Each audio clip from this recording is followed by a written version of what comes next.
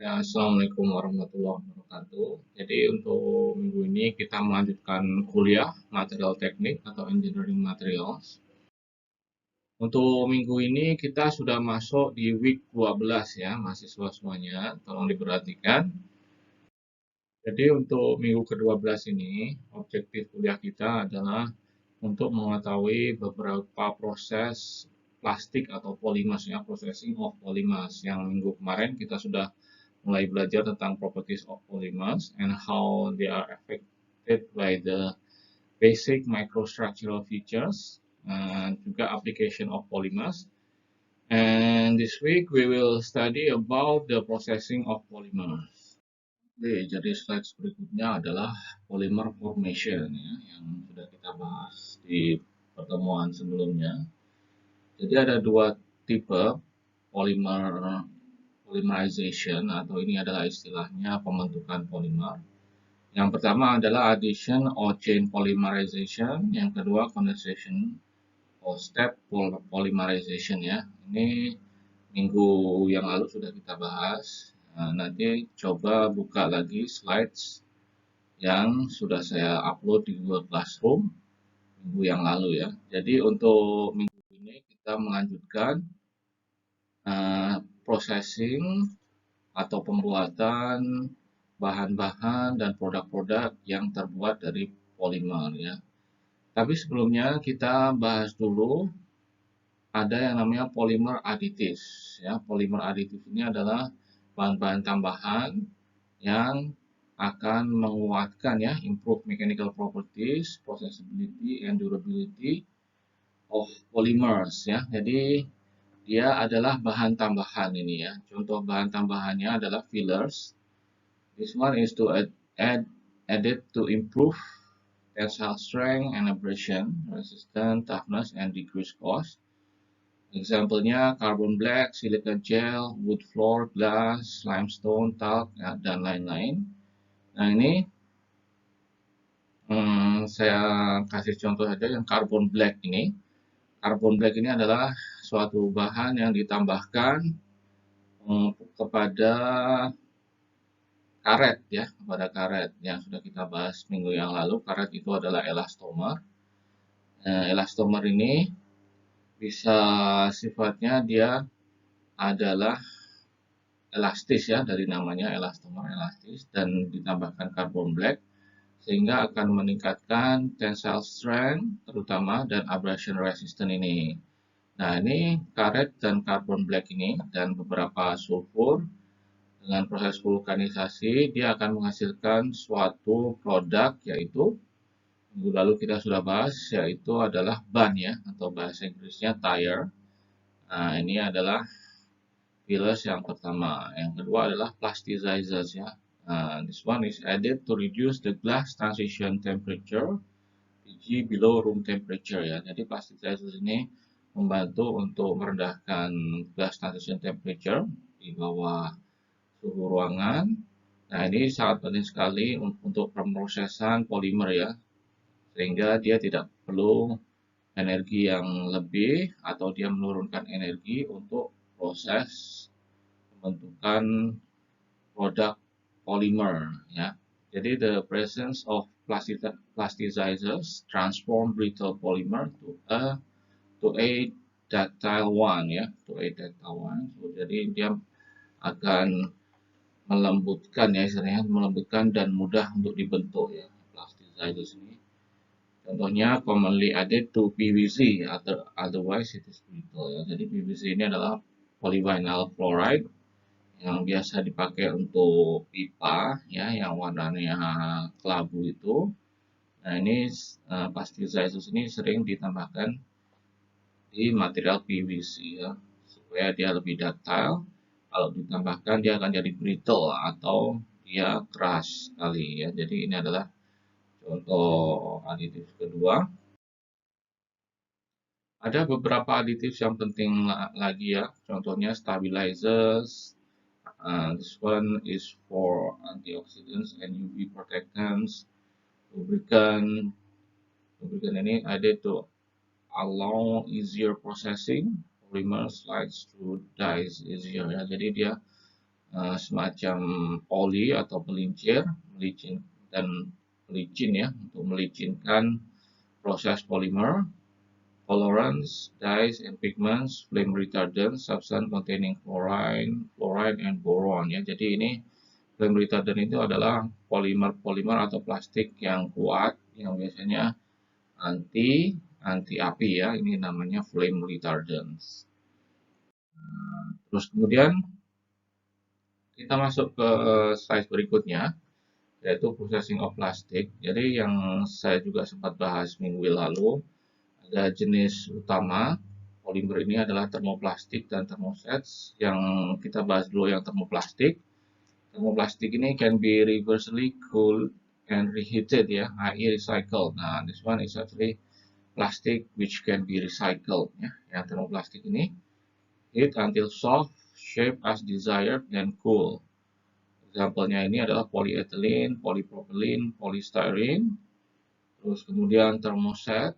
Nah, ini thermoset ini yang kalau dipanaskan dia akan tetap ya. Jadi when heated forms a molecular network chemical reaction. Degrades, doesn't melt when heated. Nah, ini juga tidak bisa mencair kalau when heated. Pre-polymer molded into desired shape, then chemical reaction occurs. Jadi pembentukannya ini adalah pre-polymernya dimolded atau dibentuk kepada bentuk yang sesuai yang dikehendaki. Terus kemudian ada certain chemical reaction ya yang occurs, yang timbul. Example-nya adalah urethane and epoxy ya. Jadi ini adalah dua major classification of plastic. Nah, ini kita sudah masuk ke processing of plastic. Yang pertama compression molding. This one is suitable for thermoplastic and thermosets ya, yang compression molding ini. Jadi ini cocok untuk dua jenis. Polymer additives are placed in mold cavity. Nah, jadi polimer sama aditifnya ini dimasukkan ke dalam mold cavity ini di bawah ini. Terus kemudian mold heated and pressure applied. Nah, jadi banyak proses plastik dan proses-proses lainnya ini dia banyak menggunakan suhu yang tinggi dan juga tekanan ya. Heat and pressure ini always goes at the same time to process plastic or even metals ya. Juga ada waktu itu kita bahas ceramics juga menggunakan heat and pressure ya. Jadi ini adalah sama di plastik, dia menggunakan mold heated and pressure which are applied ya, to shape this plastic, and then fluid polymer assumes shape of mold. Nah, ya jadi polimernya berbentuk istilahnya lembut ya. Fluid ini adalah gabungan antara liquid and solid, jadi dia solid tapi lembut.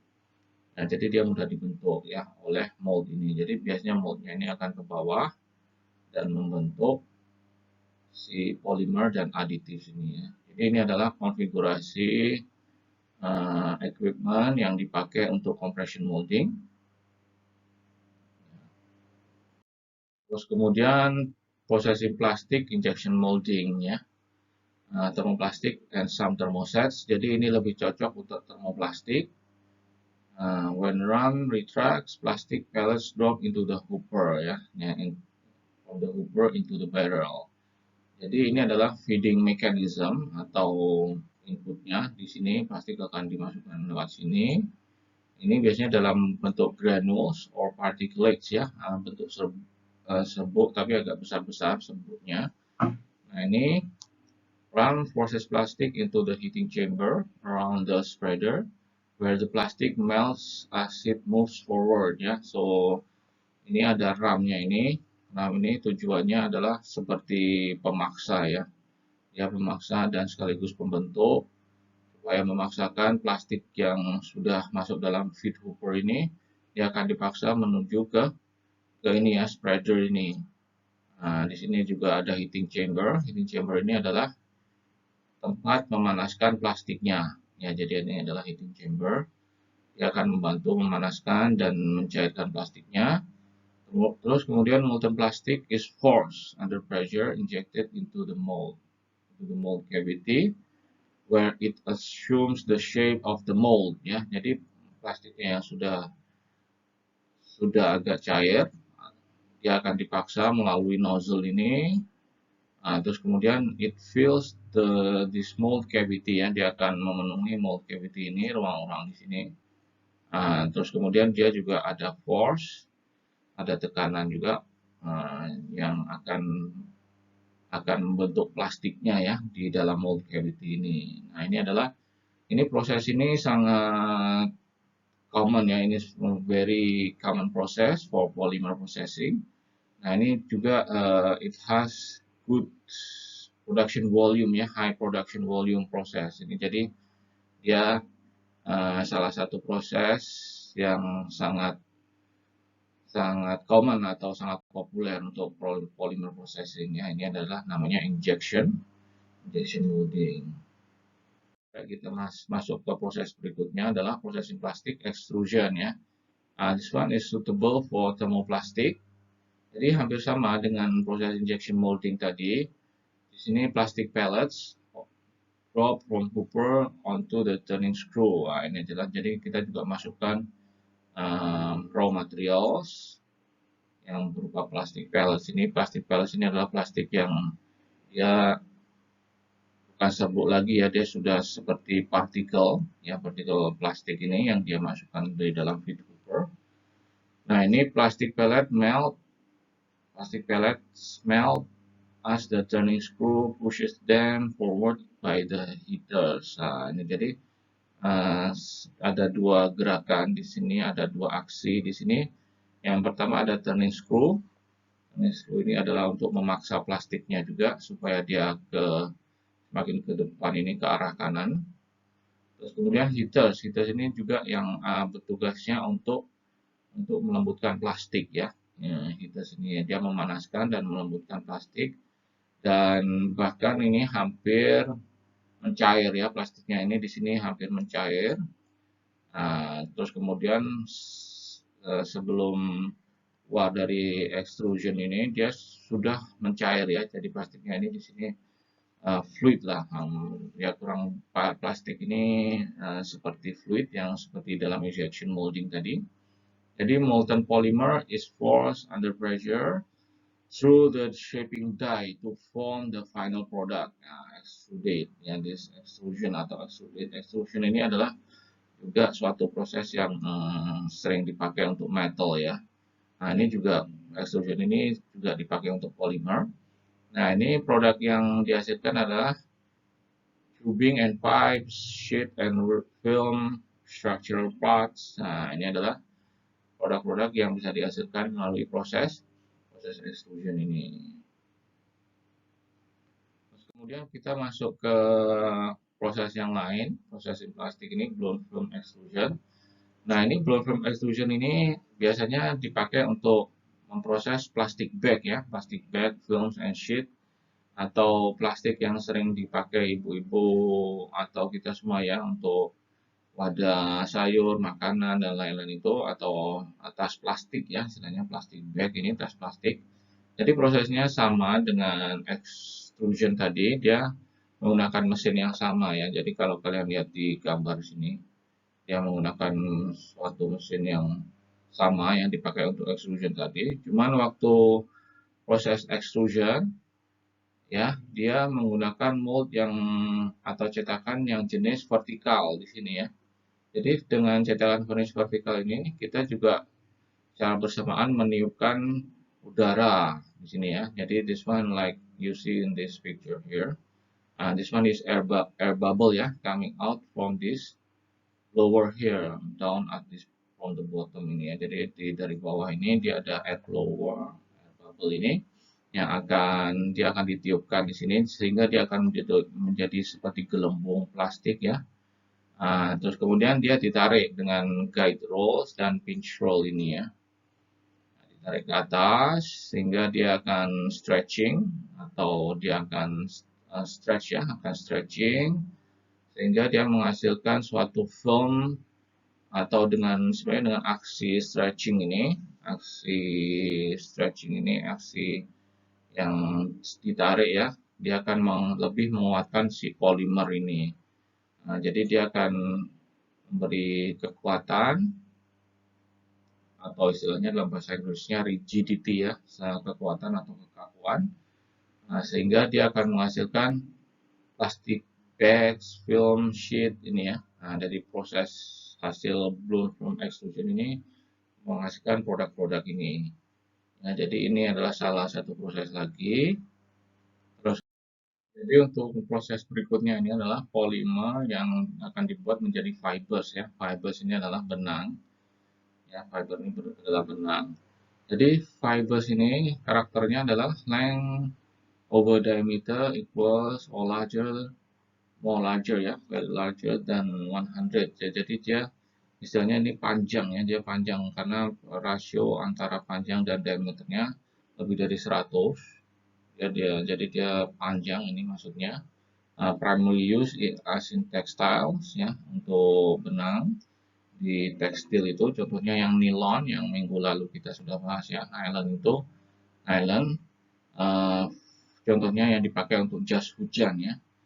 Jadi fiber karakteristiknya ini adalah high tensile strength, high degrees of crystallinity ya, jadi dia akan lebih mudah mengkristal ya, atau dia istilahnya lebih rigid ya ini ya.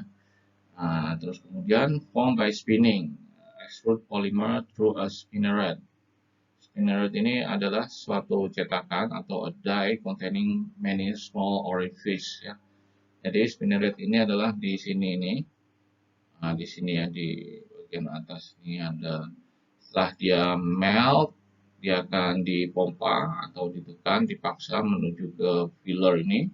Terus kemudian dia akan di-extrude ya atau dikeluarkan melalui spinneret ini di sini spinneret. Nah, jadi dia menjadi fiber atau benang-benang yang mempunyai panjang yang perbandingannya dengan diameternya dia lebih dari 100 ini ya. Jadi dia maksudnya ini panjang. Terus the span fibers are drawn under tension. Nah, ini dia setelah applying fiber finish ini ada dia terus kemudian di spin atau istilahnya digulung ya, digulung dengan spinning ini. Ini adalah penggulungan lagi. Terus ini adalah penggulungan yang terakhir ya, yang dia sudah menjadi finish product ini sebagai fiber. Terus kemudian dia masuk packaging ini atau dia dibungkus. Jadi selain itu juga this will leads to highly aligned chains ya, fibrillar structure. Jadi maksudnya dia menjadi struktur yang align atau dia istilahnya yang seperti garis itu ya, yang teratur secara garis lurus atau aligned chains ya. Fibrillar structure. Ini adalah juga menunjukkan suatu fiber ya atau benang structure, suatu struktur dalam bentuk benang. Nah, ini adalah pemrosesan polymer fibers. Polimer miscellaneous ini adalah tipe-tipe polimer yang lain. Ini adalah polimer yang sering kita pakai untuk coating, ya, thin polymer films applied to surface. Coating ini adalah sebagai pelapis, ya. Jadi contohnya paint and varnishes ini atau dia cat dan apa nih varnish itu untuk furniture itu. Ya, jadi ini seperti cat yang untuk finishing juga varnishes ini. Nah, ini dia tujuannya untuk protect from corrosion or degradation, decorative, improve appearance untuk tampak supaya lebih cantik, dan can provide electrical insulation. Nah, ini untuk supaya itu ya dari supaya apa? Providing insulation atau electrical inhibitor ya or insulation supaya dia tidak listrik tidak keluar atau masuk, jadi insulation. Terus dia juga adhesive ini bonds to solid materials atau adherents. Jadi glue atau gum ya atau lem itu juga beberapa masuk dalam tipe polimer Nah, ini bonding types ini secondary van der Waals forces. Ini sudah kita bahas di minggu awal kuliah ya. Yang van der Waals forces ini adalah ikatan yang istilahnya ikatan yang lemah, namanya van der Waals force, ikatan yang lemah between elements in materials ya. Jadi ini namanya van der Waals forces. Terus kemudian mechanical penetration into pores and crevices ya. Jadi ini yang ikatannya lebih kuat. Dia bisa mempenetrasi ke lubang-lubang yang kecil atau lubang-lubang di antara materialnya ya. Ini adalah mechanical bonding. Ya. Terus kemudian films produced by blown film extrusion tadi, dan foams ini adalah seperti itu ya, busa, gas bubbles incorporated into plastic. Nah, ini adalah busa ini contohnya dalam packaging TV komputer itu ya, yang contohnya adalah polystyrene ya. Polystyrene itu dia dibuat dengan meniupkan udara ya ke dalam plastik, sehingga akan menimbulkan suatu material yang namanya foams, atau bahasa Indonesianya adalah busa ya. Nah, jadi kita masuk ke advanced polymer. Contoh advanced polymer ini adalah yang ultra high molecular weight polyethylene, UHMWPE ini. Jadi dia mempunyai properties yang sangat bagus ya. Contohnya high impact strength, resistant to wear and abrasion, low coefficient of friction, self lubricating surface ya. Jadi ini dia dipakai untuk transplant ya, untuk transplant tulang ini. Nah, yang waktu itu sudah kita bahas ya. Jadi ini untuk hip ya, di tulang bagian pinggang. Ya, ini adalah contohnya memakai yang namanya ultra high molecular weight polyethylene ya. Nah, jadi ini yang polimer yang di tengah ini yang warnanya putih ini. Terus kemudian important application ini ya, bulletproof vest ya, untuk jaket tahan peluru, terus golf ball covers juga ya. Jadi untuk bola golf itu memakai plastik jenis ini juga, dan hip implants, nah yang seperti gambar di sebelah kanan ini ya, the acetabular cup. Nah, ini adalah bagian yang ini. Jadi dia ini adalah contoh-contoh yang advanced polymer.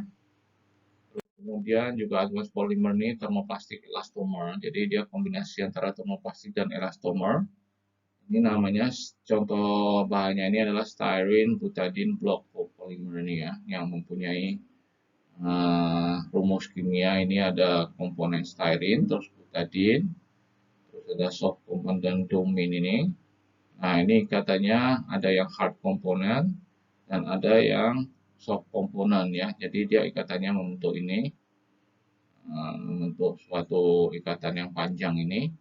Nah, ini jadi sifatnya dia seperti plastik, tapi sekaligus dia lunak ya, lunak dan bouncy, atau dia istilahnya bisa untuk ini, pemakaiannya adalah untuk sole ini ya, namanya pijakan sepatu itu ya, jadi bouncy, atau dia bisa istilahnya bisa mudah untuk dipakai melompat ya. Istilahnya dia seperti ban mobil itu ya, dia punya sifat yang elastis.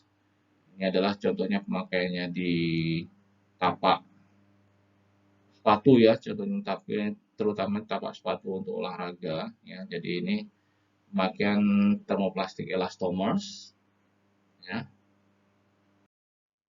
Terus untuk summary-nya, jadi ringkasannya, ini plastiknya ada limitation ya. Limitation of polymers ini adalah atau elastisitas, terus kemudian tensile strength, fracture toughness, and dan suhu aplikasi ini generally small ya. Jadi dia kalau dibanding metal atau keramik dia lebih kecil ya, yang tadi dari segi kekuatan elastisitas, atau ini modulus Young ya, modulus Young.